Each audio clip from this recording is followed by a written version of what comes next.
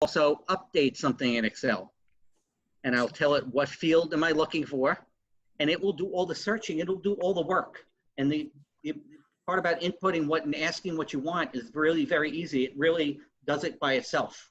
And you just fill in the blanks as you do these things. Okay, so I add a row and a file here, and then I have a condition here. Now, based on the questions that come in, so the question here was, is this your first meeting, right? Are you new to this group? So if you're new, one thing's gonna happen. You're gonna get an email here.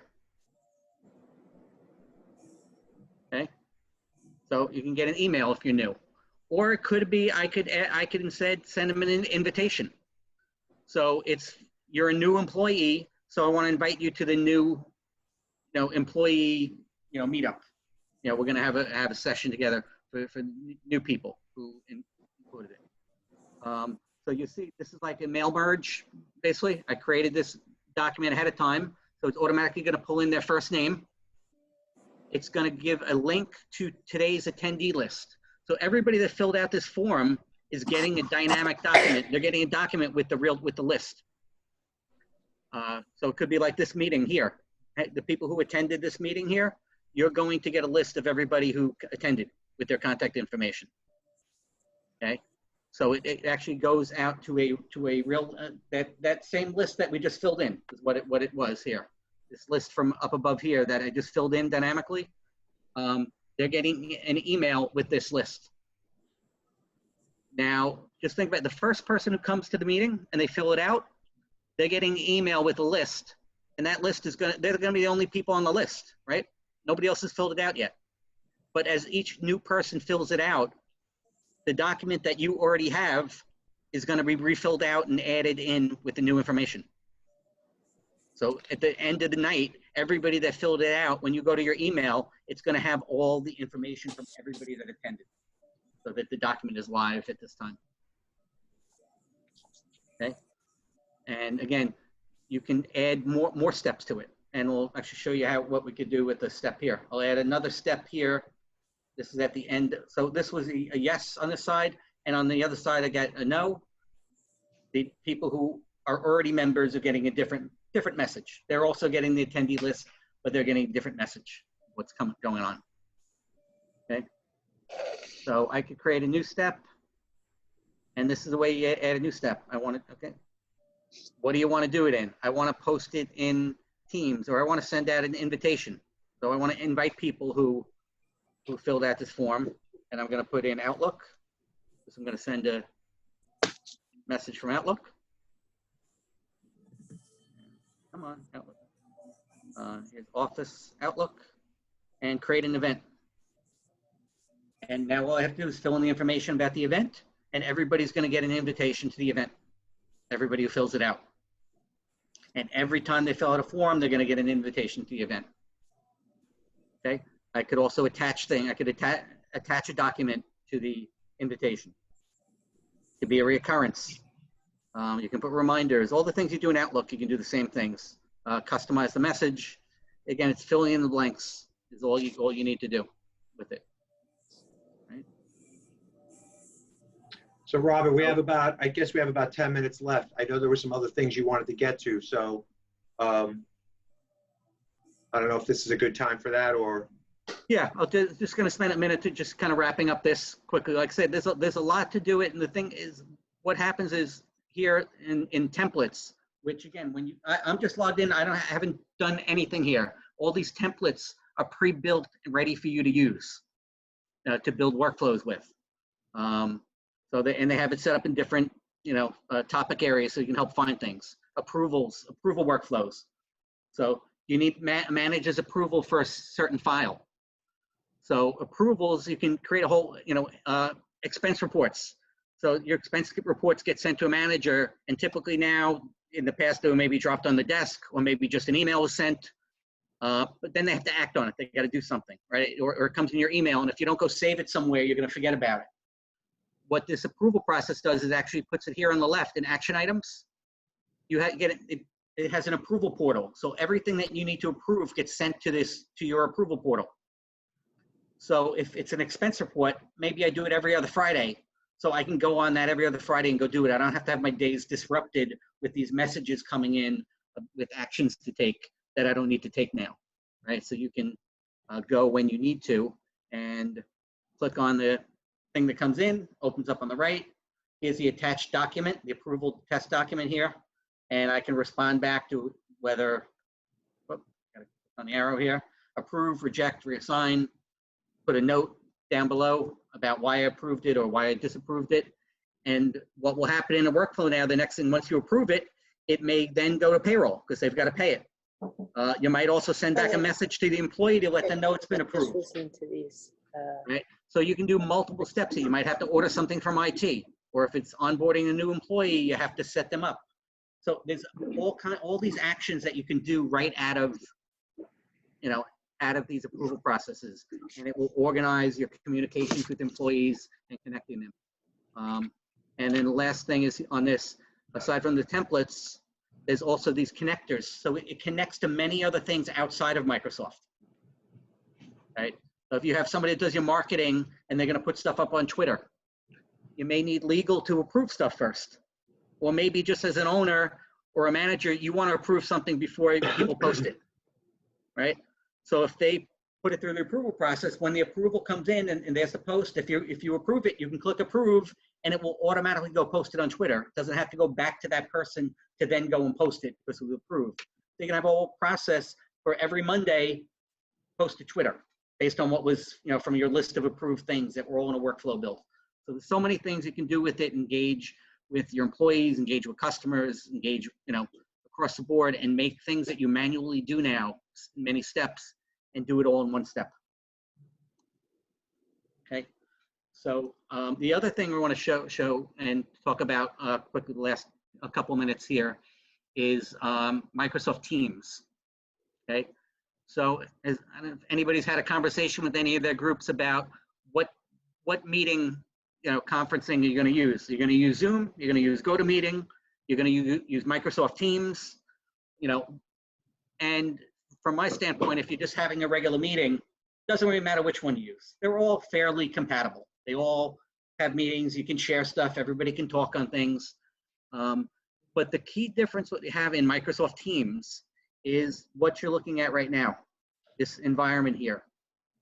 Microsoft Teams is not just a meeting. It's chat communications. It's like it's your chat on your messaging on your phone. As you can see, here's all the messaging stuff going on. I'm scrolling through all the chat between my team. Okay, and if you look on the left here, you have different teams. I have a training team, IMCP team, it's a Best Tech, Brain Tumors are funny, TechWorks, Angel Training, all these different teams set up and grouping. So these are all my groups that I work on. In your different places, you may have a sales team, you might have a marketing team, you may have a team for a certain project. What it does, it brings all your communications in one single place. So you don't have to go into your email and look for stuff.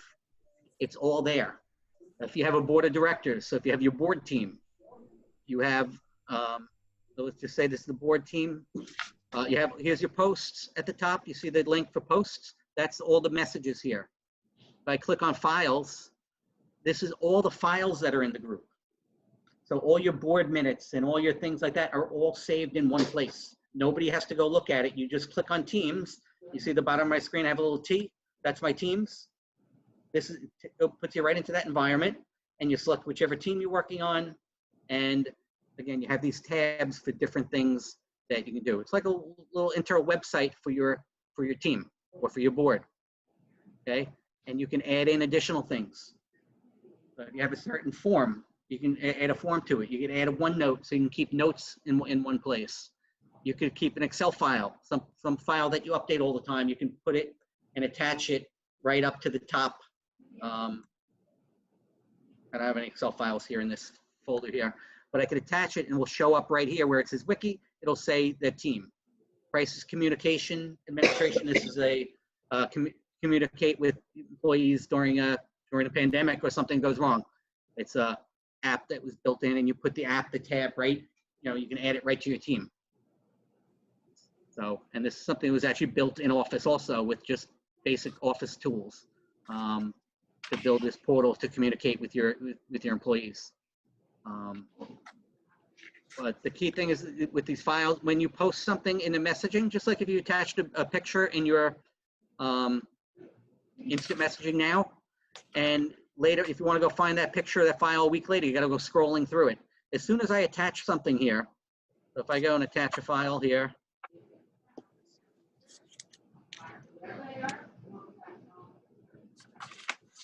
file.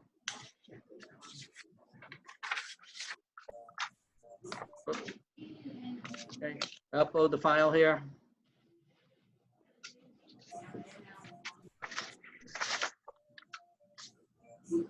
I gotta move this little box so I can get to my send here. So I add it to, as soon as I add it to my chat here, it automatically gets put in your file. So it's automatically in your file cabinet, this document I just uploaded. So it really keeps your stuff together, keeps it organized. And from here also, you can launch a meeting right within here, or schedule a meeting here. Let's click it here, right here, meet now. And it opens up a meeting that goes on right in the channel. So anybody that attends it, that goes to the channel now, can be right in the meeting. Also, it can be stored and recorded right here. So if somebody misses a meeting, they just have to go to the team and they can click on it 24/7 anytime, or anytime in the future, a new team member comes on board, they can go watch a meeting and see what happened with it. The meetings are also searchable. So you can go search for, you have an hour-long meeting and you're waiting for the part when they talk about Ed. If you want to see if they talked about you during the meeting, Ed, you search Ed and it'll go right to the point in the meeting, in that hour meeting, that your name was mentioned. Oh, so you can do that instead of just gauging it if your ears are ringing? Yep. So you can confirm how well that's working. All right, it's a little bit more evolved. So there's really so many things that you can do with this stuff, and automate ways to connect better with your teams, with your employees, and make things happen. They have little recognition apps, so you can help recognize employees here, so it gets posted out and everybody sees it within the team. Another way to share it and be visible. When you look at there's an activity tab here at the left. You'll see things that are going on in different groups in the feed that you're connected to. So you'll see different information popping up that you have visibility into what's going on with your teammates and stuff, and your company. And you can certainly have a company-wide page and different things like that. So, and again, it totally ties into your calendar and meetings and messaging. So I clicked on the calendar tab. This looks at my Outlook calendar and, for my availability. So it ties into the whole platform. And again, I can set up a meeting, invite anybody to meetings, and very, very flexible tool. But the key thing that it does about other meeting platforms is that it ties in all your communications, all your storage, all your documents in with anybody. If you're familiar with OneDrive or SharePoint, this is what it is. Those are the back-end tools to Teams, right? So Teams has all these pieces all together in one environment about working together to do whatever you need to do.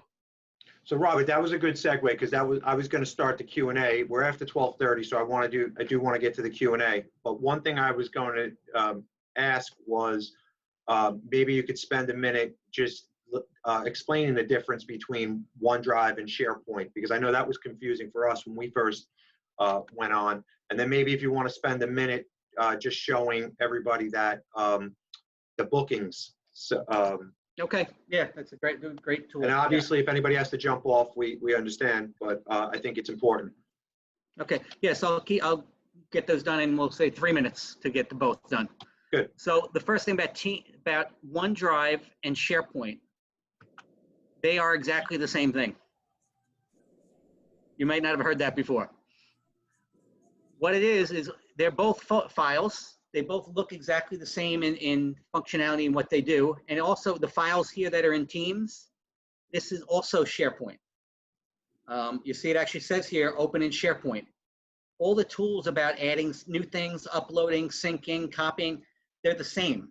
So think about back in the network in the office before everything was online, right? You have folders that everybody can get to. Right? You have shared folders that everybody's able to get to, the things on the G drive or whatever, right? Everybody can go into all those folders, right? Then you have your Robert Drive or the Cynthia Drive or the Ed Drive, right? That's your personal folder, right? Your personal folder is OneDrive. All the other folders that everybody can get to a SharePoint. They're the shared folders. That's basically the difference. But this is they're both forms of cloud-based storage, basically. And they're the same store. If actually, when you go on, let me just get online real quick to my here. And I'm going to click on OneDrive here. And if you look at the web address up at the top here, it says my SharePoint right here. You see up in the web address here? Mm-hmm. So your OneDrive is your My SharePoint. So it's your drive. Can I ask you a question? Yeah. Can you hear me? It's Tommy D. So listen, so if my OneDrive is my personal folder, it means not everything that's in OneDrive would be on the SharePoint that my team and I share, correct? I would have to, if I want Ed and Vinny to have access to a specific file, I have to have that in SharePoint, not just in OneDrive. No, you can share your OneDrives. So right here, you see I have this one document here. If I go to the dots here, where is it? Right here. Or actually right next to the dot, the little arrow thing, that's a share icon. But from here, the dots here shows you all the different things they can do with it. Share it, copy a link. So a link would let people get to it also. A good thing is to send links, and I'll just show you that too. I click on this link here to share it. Now I can send somebody with a link that they're allowed to edit it, or you can send it so they can't edit it. If I don't allow editing, now when they open the link, they can look at the document, they can read it, but they can't change your document. Okay? Yeah. So if you share it and let them edit it, they can actually change the document. So you can work on it together, right? If you want to allow that, you can do that from OneDrive, or you can do it from SharePoint, or you have the same functionality everywhere. But this document is starting in a place that only you can get to it. So as a follow-up, so Robert, if I'm used to using like a Google Doc, like a Google Sheet, because Ed and I can both have access to that and can change it, I can do the same thing now over here using Excel. Exact same thing. Okay, awesome. And it's just much more compatible with when you go into Excel and stuff, right? Sometimes Google Sheet gets a little clunky when you're sharing it and opening it up in Excel or whatever. So now you can do the exact same things and even more, really, because you have even more control right from here about the people, if they're allowed to edit it, share it, whatever functionality you want to give to them, you have total control right from here. Cool, thanks. And when you go to SharePoint, you'll see exactly the same functionality there. Okay, all right. And just as a quick segue also, the automate button up here at the top, that's the Power Automate. You can create an automation that starts right from your, any document here, you can make it, now send it out to somebody, or a certain workflow you can create so that you can quickly send something out to somebody and have multiple steps happen at the same time. All right, let me show you quickly the bookings, the other tool here. And if anybody's ever used Calendarly, it's a similar program. Actually, I'm not in my tenant. I'm in somebody else's. Get to me. This one's me. All right. So bookings. Okay. All right. So bookings lets you create, we'll call them services, is what they call it, services. So you can have different services. So a service might be 15-minute conference call, right? Or a 1-hour interview, coffee conversation, 8 to 9, I'm going to make available for people that have, virtual coffee meetings now, or real-time coffee meetings that people can book with you in the future whenever you're ready to get out in the world. So you can create these different services and you give it a name. What's the duration of it? If there's pricing involved in it, if it's the cost of something, you put in the prices of it, and who on your team can they book appointments with, right? Or is it just to your calendar? So if you have 5 people providing support or 5 salespeople, and you get a request for a consultation come in, you can assign it to any of those 5 people. Or it would look at those 5 people's calendars to see who is available for those times. And it will dynamically make the times available on your website or in your email, however you share it. And they can book that appointment, right from that email. Okay. So the booking page is going to look something like this. Well, this is with all the services on here. I never send out this. I always send out just one specific service. Right. So, and so it'll only list the one item.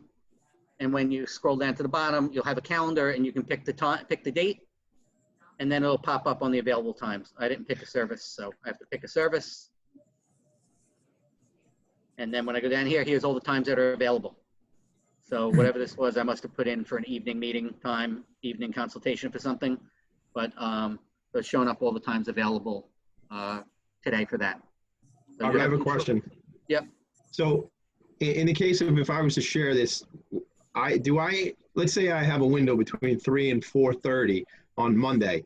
Do I have to block that out so somebody can't invite me to something there? Or can I do I have to, just because there's an open window on my calendar, does that show up in bookings if somebody takes a look at it? So with the service, you actually say for each service, when are you available for that service? So you can create custom times. So scroll down again here. I think it'll show here.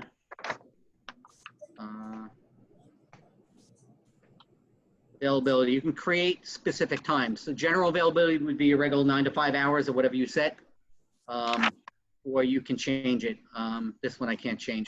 But you could put in for this special certain kind of meeting, I'm only available this hours. And what it will look at is, if you book something on your regular calendar, it's going to now block off the bookings, is going to know it, and it's going to eliminate that time from your calendar.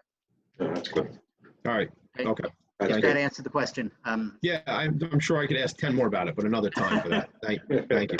But that's been the biggest change. Well, tying these 3 things together, because when I created the form now that I have on my phone, so when I meet someone, within 5 seconds, I can put their information in, send them a custom email with where we met, and also has a link to my bookings page, so they can book an appointment with me. And the card, their information also gets put on my CRM system, gets put on my to-do list. If I said yes, I need to follow up right away. I have a quick question, yes or no, that it reads. So then the Power Automation reads, if I say yes, it puts it on my to-do list to call tomorrow. It also puts everybody on my MailChimp list. So all these things happen within 5 seconds, when it used to take, so now 20 business cards, I meet 20 people, in 3 minutes, I'm done connecting with them. Where in the past, it was maybe the next day I'd enter the things. Maybe I'd get them an email. I certainly wouldn't get them in my CRM system. They wouldn't be on my MailChimp list. Maybe if I got somebody to do it, or eventually in a week or 2, I'd get to it. But if you look around my house, I still got thousands of cards that I've never got in my system. Mm-hmm. Because you got the next meeting, and then you're busy the next morning, and then you go to another event, and you got another 20 people you met. You're just not going to keep up with it. But with this tool, you can now, because you go from having to do 20 things to doing 1 thing, and you're connecting immediately. And I started getting booking appointments immediately from it. I left a breakfast meeting that I just, a month right before we got, shut down. 12 new people I met at a breakfast meeting. Before I got home from Levittown to Port Jeff, I had 2 meetings booked. At lunchtime, somebody else booked an appointment, and in the nighttime, somebody else booked an appointment. And that kind of thing was happening regularly in the last 2 months, right before the thing started, when I started using the tool myself. So cool. That's great, Robert. Does anybody have? I know we're at 12:45, which is what the invite said. So anybody have any other questions before we wrap up? Yes, I have that. Sure, go ahead. It's a great presentation, Robert. It's a lot of information. My question is how often you tap into that to Office 365, and how long you stay there each time? So it depends what you're doing. It does so many, there's so many different pieces of it. But with all these things about with these communication and stuff, I don't have to go into it really. Once you set it up, some of these processes, they just happen. You need to Happens look at real that, time. no? I'm sorry? You need to look at that. So you need to go into the system to find out what's going on. Well, So that's time consuming. Well, no, you don't necessarily. Again, it depends on what you're looking at, whether you need to or not. So for this booking solution, right, when people get my email and they click on it and they book an appointment with me, it automatically gets put on my calendar, and I get a text that comes in that tells me somebody just booked an appointment. Pops up right on my phone. I don't have to go anywhere to look for it. It pops up right there. If there's certain information you want to see when something happens, you can tell it to text your phone. You can tell it to send you an email. You can send it to other people. You can put it into your team so that when you go to Teams, it's there.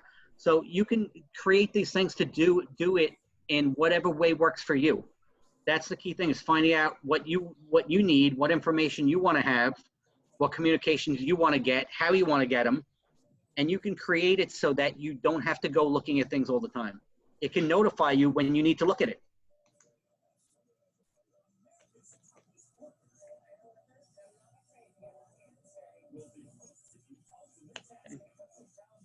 Any other questions? Just how do you sign up? I'll send out an email with my information. Okay. Everybody, and there'll be a link on it. They can connect for an appointment. We can talk about it, and it's very easy to set up and move over your information easily to get it done. So you have to answer any questions and go over things. So talk about this. It's all about your specific needs. Don't get overwhelmed by I showed a lot of things quick and you don't remember how to do it, and that you don't need all the things, right? You need one or two things, right? And you see how that works and you do that, and that might be enough. It's figuring out what you need, not it does a million things. I don't need a million things. I need one or two things, and then those one or two things might fuel, hey, let me get one or two more things. And if, some of the things are fairly easy to be able to do yourself, once you've shown it what it is and where it is, it's not hard to do the things, right? Or again, you don't have to do it. You have somebody do it once for you, then it's set up and created. You don't need to do it again. So Thanks. So Robert, are there a lot, so you have courses that we can plug into, to really learn specific pieces of this? Like, do you do like classes versus just like one-on-one? Like what is the deliverable? Like how and what can we get? Yeah, I mean, I've been doing classes more for different groups and for companies, and then do a lot of one-on-ones as well for people to get them up to speed, to get them what they need, right? Or again, I meet with some companies and I build out solutions for them for different things.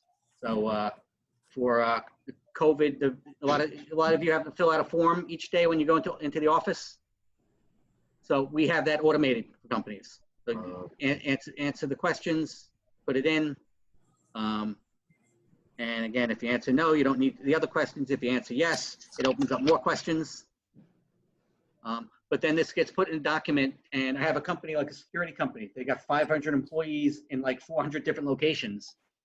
When they fill out this before they go to work, if they have symptoms, they can't go to work. Mm-hmm. So this document automatically notifies the dispatcher. It notifies the job site where they are, because there's going to be somebody else coming into work. And enables now the dispatcher gets an instant message to say, hey, you need to get a replacement. And it also updates the database so that the account manager can see what's going on in his accounts. Did somebody call in sick, something going on? So it updates the database to tell them at a glance, here, 244 responses today, one person positive. So in a second, they have the answer to, we don't need to show who's positive. That's probably against regulations, so we won't show that. But if you saw the dashboard there, lets them know right away. And the people, when it's positive, all the key people in the company get notified. There's a positive response. They get all notified, and it could go to their email, it could go to their text message, or it could be posted. If they use Teams, it could go into the team, so the team sees where, hey, everybody, you only have to send one message to the team. You don't have to send a message to everybody if you're using Teams. So it's very flexible, and multiple things can happen. Maybe when they're going to be out sick, payroll and HR needs to know, so they're getting a message also, right? So you just think about all the things you do in your company. There's many different steps that happen along the way. This can make many different steps happen in many different situations. You just gave me a great idea, Robert, because my Little League team that starts playing this Saturday, part of my responsibilities is to have each parent email us before every game certifying that their child does not have a fever or hasn't been exposed to COVID. So this could be easily accomplished in a survey. So we'll set that up for you, and it's free for Little League. So we'll set it up. Wow. Just let, Nice. we'll do that. But I can set it up on my, through my account, and it'll be coming through me unless you want to set up a separate account for it, or we might even be able to get a free account depending on if it's a regular non-for-profit or whatever we could get. Maybe I get that. I don't know if I mean, we get have that it. I mean, we have would qualify or not. 365 here, so. Yeah. Yeah. But even for another organization to set it up, even if they had to pay for it, it's $5 a month. Cool.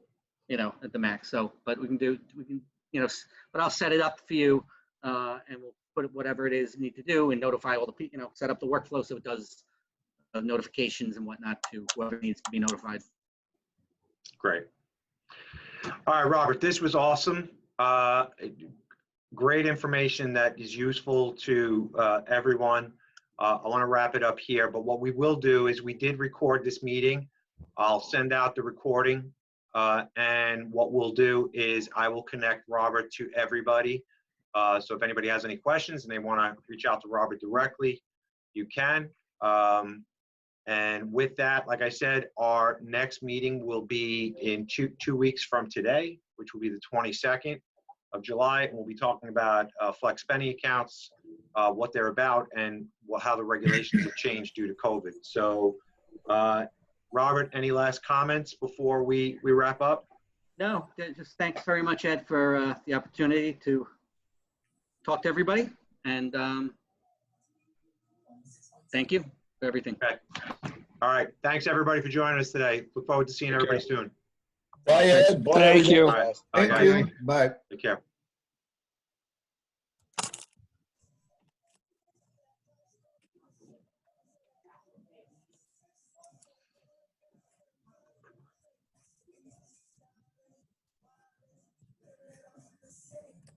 Okay, thanks a lot, Ed. All right, Robert. Great job. Thank you. I think it was very informative. I think people get a lot out of it. So thank you. All right. So do you want me to send you information, like a link to connect with me, or should I send them an email separate? What do you want to do? First of all, let me stop this recording.